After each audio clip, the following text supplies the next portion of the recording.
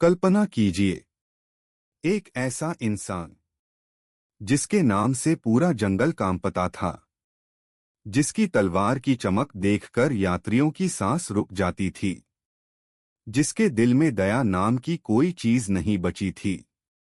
लेकिन वही व्यक्ति आगे चलकर बना रामायण जैसा अमर ग्रंथ लिखने वाला महर्षि।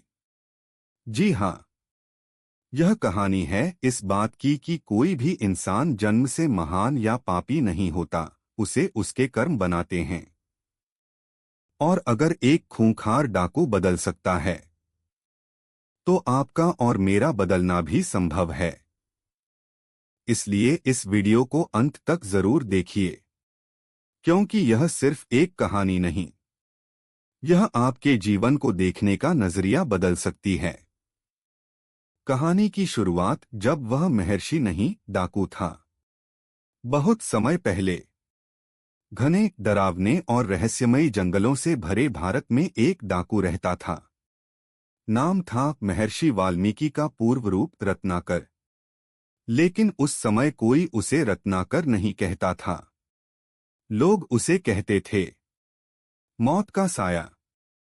जंगल से गुजरने वाला हर यात्री पहले भगवान को याद करता, फिर डरता कि कहीं रत्नाकर मिल न जाए।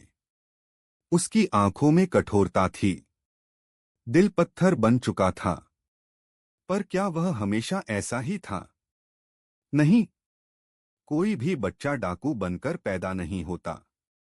एक मासूम बच्चे से अपराधी बनने तक। कहते हैं रत्नाकर बचपन में बहुत साधारण बालक था। कुछ कथाओं के अनुसार वह बचपन में अपने माता पिता से बिछड़ गया था और एक शिकारी ने उसका पालन पोषण किया। अब सोचिए, जिस वातावरण में हिंसा रोज दिखाई दे, जहां जीवित रहने का मतलब ही शिकार करना हो, वहां एक बच्चे का दिल कैसा बनेगा? धीरे धीरे संवेदनाएं खत्म होने लगीं, करुणा गायब हो गई, और एक दिन जीवित रहने की मजबूरी ने उसे अपराध की राह पर धकेल दिया। पहले छोटे अपराध, फिर लूटपाट, फिर निर्दयता, और फिर यह सब उसकी आदत बन गया। मैं यह सब परिवार के लिए कर रहा हूं।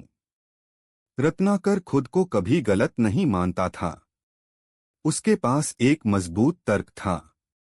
मैं यह सब अपने परिवार के लिए करता हूं। क्या आज भी लोग यही नहीं कहते?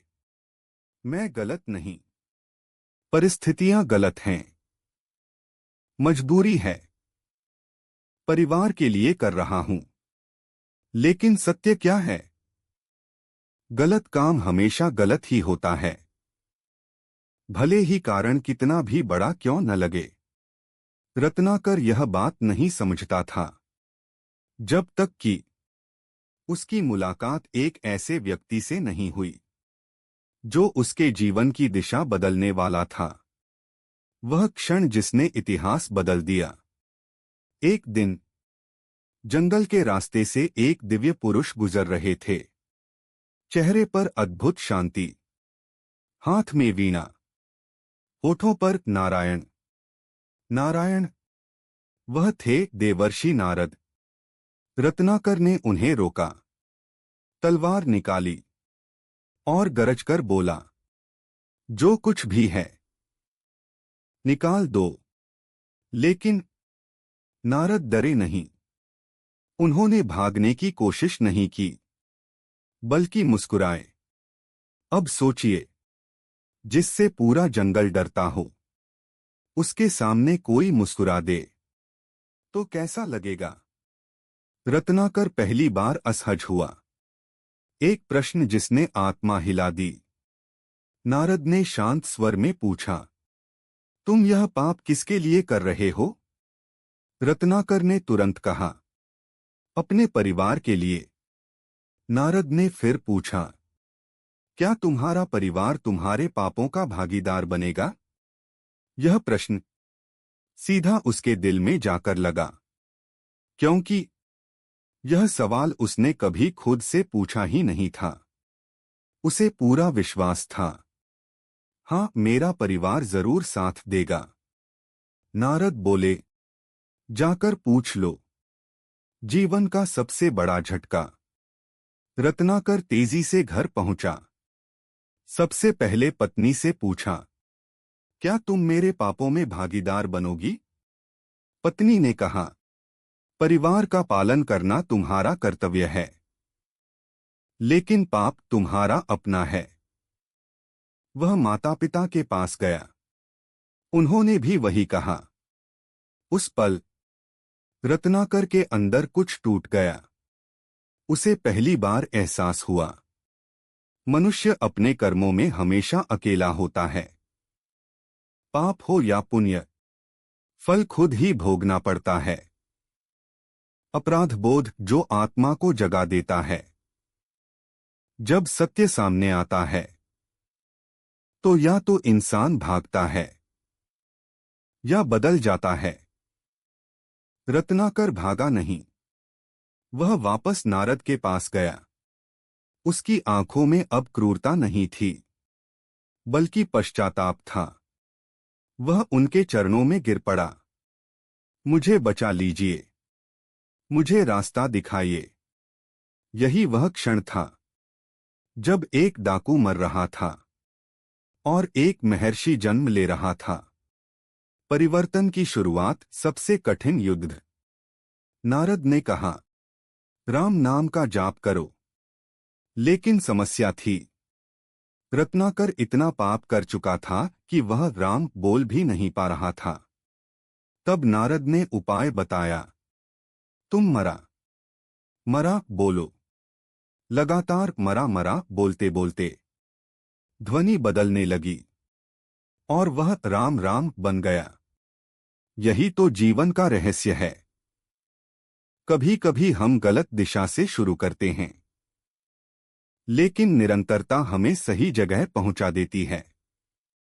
वर्षों की तपस्या। रत्नाकर ध्यान में बैठ गया। दिन बीते, महीने बीते, साल बीत गए। वह इतना स्थिर था कि उसके शरीर पर दीमकों ने घर बना लिया। एक विशाल वाल्मीकि दीमक का टीला बन गया। जब नारद वापस आए, उन्होंने उसे बाहर निकाला और कहा, अब तुम रत्नाकर नहीं, तुम हो वाल्मीकि, जिसका अर्थ है जो वाल्मीकि से जन्मा हो। दोस्तों, याद रखिए, इंसान का अतीत नहीं, उसका परिवर्तन उसे महान बनाता है। अगर दिशा बदल जाए तो किस्मत भी बदल जाती है। एक डाकू से महर्षि बनने की कहानी, आगे की यात्रा। जब एक नया जन्म हुआ, दीमकों के उस विशाल टीले के टूटते ही जैसे प्रकृति ने राहत की सांस ली।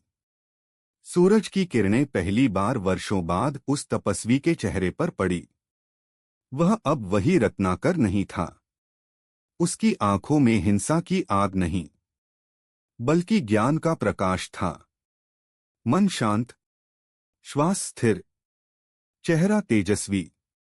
देवर्षि देवर्षि नारद मुस्कुराए। उन्होंने कहा, आज तुमने खुद को जीत लिया है, और जो स्वयं को जीत ले वही सच्चा विजेता होता है। उस दिन संसार ने एक नए ऋषि को पाया, महर्षि वाल्मीकि। लेकिन महानता की यह यात्रा अभी शुरू ही हुई थी।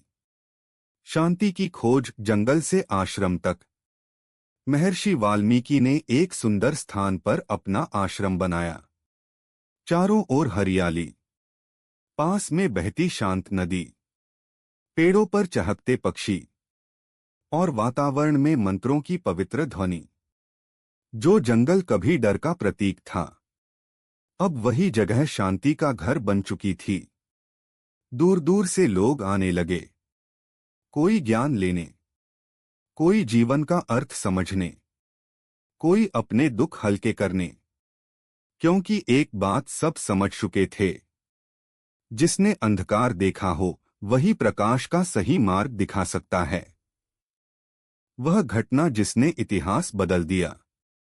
एक सुबह आकाश हल्का सुनहरा था। ठंडी हवा बह रही थी। महर्षि वाल्मीकि अपने शिष्यों के साथ नदी की ओर जा रहे थे। तभी उनकी नजर एक सुंदर दृश्य पर पड़ी। दो क्रौंच पक्षी प्रेम में मग्न, निर्भय, स्वतंत्र, मानो प्रकृति का सबसे पवित्र संगीत गा रहे हों। महर्षि के चेहरे पर मुस्कान आ गई। उन्होंने सोचा, प्रेम, यही तो सृष्टि का सबसे सुंदर सत्य है। लेकिन अगले ही क्षण एक तीखी आवाज गूंजी। तन्न। एक शिकारी का तीर हवा चीरता हुआ आया और नर पक्षी को जा लगा। वह जमीन पर गिर पड़ा, तड़पने लगा। मादा पक्षी का हृदय विदारक विलाप पूरे जंगल में गूंज उठा। उसकी चीख इतनी दर्दनाक थी कि जैसे स्वयं प्रकृति रो उठी हो। पहला श्लोक जब दर्द कविता बन गया, उस क्षण महर्षि वाल्मीकि के अंदर करुणा का सागर उमड़ पड़ा।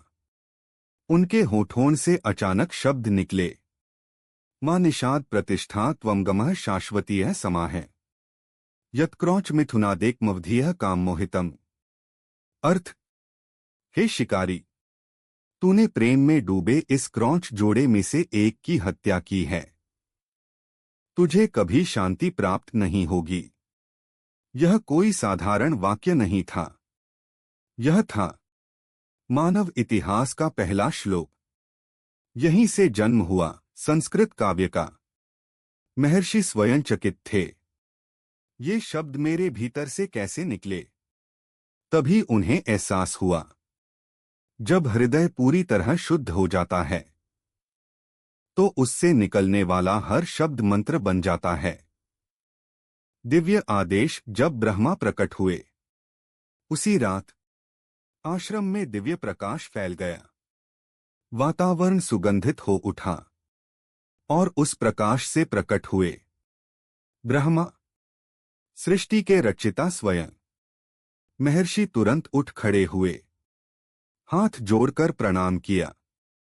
ब्रह्मा बोले, वाल्मीकि, तुम्हारे हृदय की करुणा ने तुम्हें योग्य बना दिया है। फिर उन्होंने कहा, तुम एक ऐसे पुरुष की कथा लिखो जो धर्म का प्रतीक होगा, सत्य का मार्ग दिखाएगा और युगों तक मानवता को प्रेरित करेगा। वह पुरुष थे भगवान राम। ब्रह्मा ने आशीर्वाद दिया, तुम जो लिखोगे वह सत्य होगा। तुम्हें सब कुछ दिव्य दृष्टि से दिखाई देगा। कल्पना कीजिए, एक पूर्व डाकू अब ईश्वर द्वारा चुना गया था दुनिया का सबसे महान ग्रंथ लिखने के लिए। रामायण केवल कथा नहीं, जीवन का दर्शन। महर्षि ध्यान में बैठे और उनके भीतर दृश्य उभरने लगे। अयोध्या, राजा दशरथ, एक दिव्य बालक का जन्म, मर्यादा, त्याग, वनवास, प्रेम, युद्ध, धर्म। उन्होंने लिखना शुरू किया। रामायण 24,000 श्लोक, 500 से अधिक सर्ग। एक ऐसा ग्रंथ जो सिर्फ कहानी नहीं, जीवन जीने की कला है। आज भी, हजारों साल बाद, रामायण हमें सिखाती है, कर्तव्य क्या है, आदर्श क्या है, प्रेम क्या है, त्याग क्या है और सबसे बड़ा, धर्म क्या है। सोचिए, अगर रत्नाकर कभी बदला ही न होता तो क्या दुनिया को रामायण मिलती? दोस्तों, कभी अपने अतीत को देखकर खुद को छोटा मत समझिए, क्योंकि भगवान आपकी शुरुआत नहीं देखते, आपकी दिशा देखते हैं। एक डाकू इतिहास का महान ऋषि बन सकता है, तो आपका परिवर्तन क्यों नहीं? आपकी कहानी अभी खत्म नहीं हुई है। शायद आपका सबसे महान अध्याय अभी लिखा जाना बाकी है। आगे की कहानी और भी भावुक है। माता सीता का आश्रम में आना, लव और कुश का जन्म, रामायण का पहला गायन, और वह क्षण जब पूरी अयोध्या स्तब्ध रह गई। समय आगे बढ़ता है। रामायण की रचना चल रही थी। महर्षि वाल्मीकि का आश्रम अब केवल एक तपोभूमि नहीं रहा था। वह बन चुका था ज्ञान, शांति और आश्रय का केंद्र। लेकिन नेति ने इस आश्रम के लिए एक ऐसी घटना लिख रखी थी जो इतिहास में अमर होने वाली थी। जब एक रानी ने जंगल में शरण ली। एक दिन आश्रम के पास से गुजरते हुए महर्षि ने एक स्त्री को देखा। चेहरा तेजस्वी, आंखों में गहरा दुख, लेकिन व्यक्तित्व में अद्भुत गरिमा। वह कोई साधारण स्त्री नहीं थी। वह थी सीता, अयोध्या की महारानी, धर्म की प्रतिमूर्ति, त्याग की मूर्ति। लेकिन उस दिन वह अकेली थीं, गर्भवती, थकी हुई और भीतर से टूटी हुई। जब महर्षि को सत्य पता चला तो उनका हृदय करुणा से भर उठा। उन्होंने तुरंत कहा, पुत्री, यह आश्रम तुम्हारा ही घर है। उस दिन एक ऋषि ने केवल आश्रय नहीं दिया, उन्होंने मानवता का सबसे सुंदर उदाहरण प्रस्तुत किया। आश्रम में जन्मी नई आशा। समय बीता और एक पवित्र सुबह आश्रम में दो बालकों के रोने की आवाज गूंजी। जंगल जैसे मुस्कुरा उठा। पक्षियों ने मधुर स्वर में गाना शुरू कर दिया। हवा सुगंधित हो गई। उनका जन्म केवल एक परिवार के लिए खुशी नहीं था, यह भविष्य के इतिहास का जन्म था। उनके नाम रखे गए लव, कुश। महर्षि वाल्मीकि उन्हें देखते तो उनकी आंखों में स्नेह झलक उठता।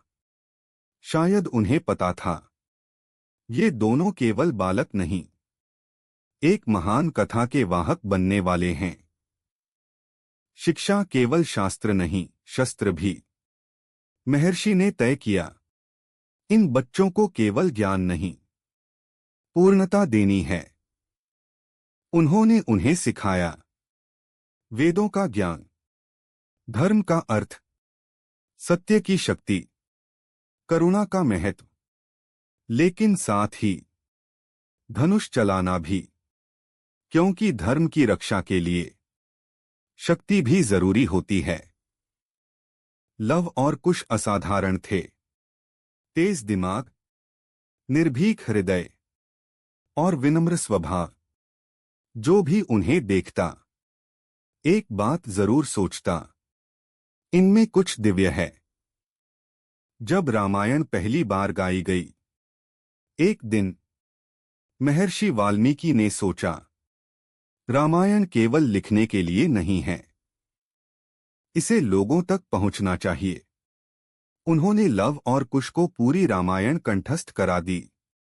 कल्पना कीजिए, इतना विशाल ग्रंथ और दो बालक जिन्होंने उसे संगीत में पिरो दिया। उनकी आवाज में ऐसी मधुरता थी कि जो सुनता मंत्रमुग्ध हो जाता। और फिर आया वह दिन जब उन्हें अयोध्या भेजा गया। उसी अयोध्या जहां के राजा थे राम, उनके अपने पिता। लेकिन यह सत्य अभी छिपा हुआ था। अयोध्या स्तब्ध रह गई। राजदरबार सजा हुआ था। विद्वान बैठे थे, योद्धा उपस्थित थे। और तभी दो बालक भीतर आए। साधारण वस्त्र, लेकिन व्यक्तित्व असाधारण। उन्होंने गाना शुरू किया रामायण। जैसे जैसे कथा आगे बढ़ी, सभा में सन्नाटा छा गया।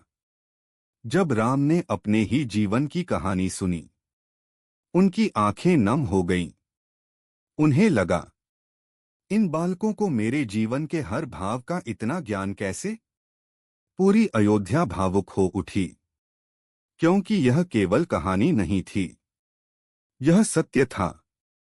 दोस्तों, ध्यान से सुनिए। जिस व्यक्ति को कभी समाज ने ठुकराया, आज उसी की रचना राजाओं के दरबार में गाई जा रही थी। यह है परिवर्तन की शक्ति।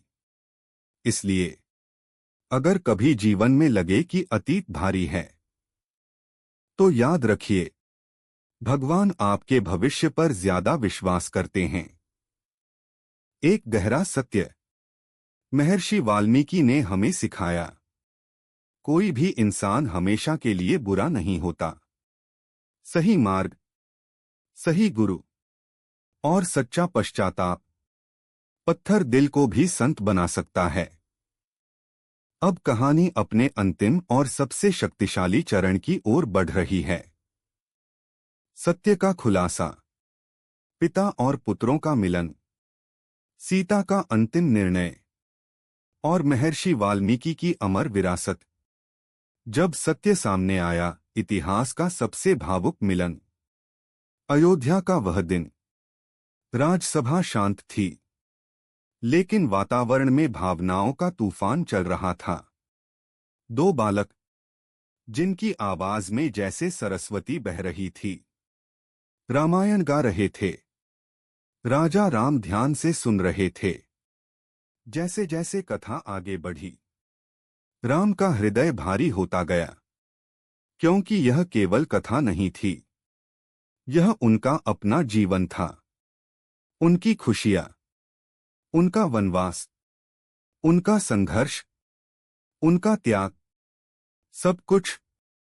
राम ने सोचा, इन बालकों को यह सब इतनी गहराई से कैसे पता? तभी उनके भीतर एक अनजाना अपनापन जागा, मानो हृदय कह रहा हो, इनसे तुम्हारा कोई गहरा संबंध है। सत्य की आहट। सभा समाप्त हुई। राम ने तुरंत दूत भेजा, आदेश दिया, इन बालकों के गुरु को सम्मान सहित बुलाया जाए। कुछ ही समय बाद सभा के द्वार खुले और भीतर प्रवेश किया एक तेजस्वी ऋषि ने। वह थे महर्षि वाल्मीकि। उनका चेहरा शांत था, लेकिन आंखों में ज्ञान का अथाह सागर। राम तुरंत अपने सिंहासन से उठे। उन्होंने झुककर प्रणाम किया, क्योंकि भारत की परंपरा कहती है, ज्ञान राजसत्ता से भी ऊंचा होता है। वह क्षण जिसने सब बदल दिया। राम ने शांत स्वर में पूछा, महर्षि, ये बालक कौन हैं? सभा में सन्नाटा छा गया, जैसे समय रुक गया हो। फिर महर्षि वाल्मीकि बोले, राजन, ये कोई साधारण बालक नहीं। कुछ क्षण रुके और फिर कहा, ये आपके ही पुत्र हैं। यह सुनते ही राम स्तब्ध रह गए। सभा स्तब्ध रह गई। पूरा वातावरण जैसे थम गया। राम की आंखों में आंसू आ गए। उन्होंने लव और कुश को देखा, अब केवल बालकों की तरह नहीं, अपने अंश की तरह। उनका हृदय भर आया, क्योंकि एक पिता अपने बच्चों को पहली बार पहचान रहा था। सीता त्याग की पराकाष्ठा, लेकिन इस मिलन के साथ एक अधूरापन था। राम बोले, अगर यह सत्य है, तो सीता को भी सभा में लाया जाए। जब सीता आई, पूरी सभा खड़ी हो गई। उनके चेहरे पर वही शांति थी, जो केवल त्याग करने वालों के पास होती है। उन्होंने धरती की ओर देखा और कहा, हे धरती माता, अगर मैंने जीवन भर पवित्रता और धर्म का पालन किया है, तो मुझे अपने भीतर समा लो। अगले ही क्षण धरती फटी, प्रकाश निकला और सीता उसमें समा गईं। राम आगे बढ़े, लेकिन देर हो चुकी थी। यह दृश्य इतना भावुक था कि देवता भी मौन हो गए। एक मौन जो बहुत कुछ कह गया। उस दिन दुनिया ने समझा सच्चा त्याग क्या होता है। सीता ने कभी शिकायत नहीं की, कभी क्रोध नहीं किया। उन्होंने बस अपना धर्म निभाया और यही उन्हें अमर बना गया। महर्षि वाल्मीकि केवल ऋषि नहीं, युग निर्माता। उस क्षण राम ने वाल्मीकि की ओर देखा। आंखों में कृतज्ञता थी, क्योंकि अगर वाल्मीकि न होते तो लवकुश का पालन कौन करता, रामायण कौन लिखता और दुनिया धर्म का मार्ग कैसे जानती। सोचिए, एक समय वही व्यक्ति जंगल में लूटपाट करता था और आज वह इतिहास का मार्गदर्शक बन चुका था। दोस्तों, यह कहानी हमें एक बहुत बड़ा सत्य सिखाती है। किसी इंसान को उसके अतीत से मत आंकिए, क्योंकि हीरा भी कभी पत्थर ही होता है। जरूरत होती है सही मार्गदर्शन की, सच्चे पश्चाताप की और बदलने के साहस की। रत्नाकर में ये तीनों आए और वह बन गया महर्षि वाल्मीकि। एक सवाल जो दिल में उतर जाए, जरा खुद से पूछिए, क्या हम अपने अतीत के कैदी बने रहेंगे या वाल्मीकि की तरह उठकर नया भविष्य बनाएंगे? याद रखिए, भगवान आपको आपके कल से नहीं, आपके बदलने की क्षमता से पहचानते हैं।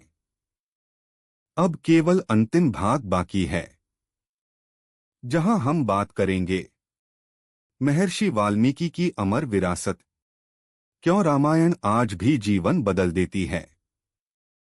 महर्षि वाल्मीकि एक नाम जो युगों तक गूंजेगा।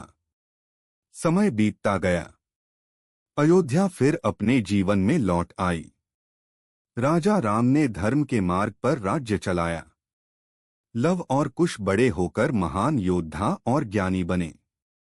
लेकिन जंगल के उस शांत आश्रम में एक ऋषि बैठा था, जिसकी कलम ने समय को रोक दिया था। वह थे महर्षि वाल्मीकि। एक ऐसा नाम जो केवल इतिहास नहीं, चेतना बन चुका था। रामायण एक ग्रंथ नहीं, जीवन का दर्पण। जब महर्षि वाल्मीकि ने रामायण की रचना की, शायद उन्हें भी अंदाजा नहीं था कि यह ग्रंथ हजारों वर्षों बाद भी हर घर में पढ़ा जाएगा, हर युग में सुना जाएगा, हर संकट में मार्ग दिखाएगा। रामायण हमें केवल यह नहीं सिखाती कि राम कौन थे, यह हमें सिखाती है हमें कैसा होना चाहिए। जब जीवन कठिन हो, राम बनो। जब प्रेम निभाना हो, सीता बनो। जब सेवा करनी हो, हनुमान बनो। जब त्याग करना हो, भरत बनो। और जब बदलना हो, वाल्मीकि बनो। एक डाकू जिसने दुनिया को दिशा दे दी। कल्पना कीजिए, अगर उस दिन रत्नाकर ने देवर्षि नारद की बात अनसुनी कर दी होती, अगर उसने खुद से सवाल न पूछा होता, अगर उसने तपस्या न की होती, तो क्या होता? शायद दुनिया रामायण से वंचित रह जाती। इसलिए जीवन का सबसे बड़ा मोड़ अक्सर एक सवाल से शुरू होता है, क्या मैं सही रास्ते पर हूं? जब यह सवाल दिल में उठता है, तभी परिवर्तन जन्म लेता है। परिवर्तन जो हर इंसान के भीतर संभव है। दोस्तों, महर्षि वाल्मीकि की कहानी हमें यह नहीं सिखाती कि केवल संत महान होते हैं। यह हमें सिखाती है महान बनने का अवसर हर इंसान के पास है। कोई भी व्यक्ति इतना गिरा हुआ नहीं कि उठ न सके, और कोई भी इतना ऊंचा नहीं कि और ऊपर न जा सके। याद रखिए, अंधकार कितना भी गहरा क्यों न हो, एक दीपक उसे खत्म कर सकता है। रत्नाकर का दीपक था जागरूकता। आपका दीपक क्या है? सोचिए। आप अपने अतीत नहीं हैं। आप अपनी गलतियां नहीं हैं। आप वह हैं जिसे आप आज बनने का निर्णय लेते हैं। जब यह बात समझ आ जाती है, जीवन बदल जाता है। महर्षि की अमर विरासत। आज हजारों साल बाद भी जब कोई रामायण पढ़ता है, जब कोई धर्म का मार्ग चुनता है, जब कोई अपने जीवन को बदलने का साहस करता है, तब कहीं न कहीं महर्षि वाल्मीकि मुस्कुरा रहे होते हैं, क्योंकि उनकी कहानी मानवता को यह विश्वास देती है, परिवर्तन संभव है। दोस्तों, अगर एक डाकू महर्षि बन सकता है, तो सोचिए आपके अंदर कितनी अपार शक्ति छिपी है।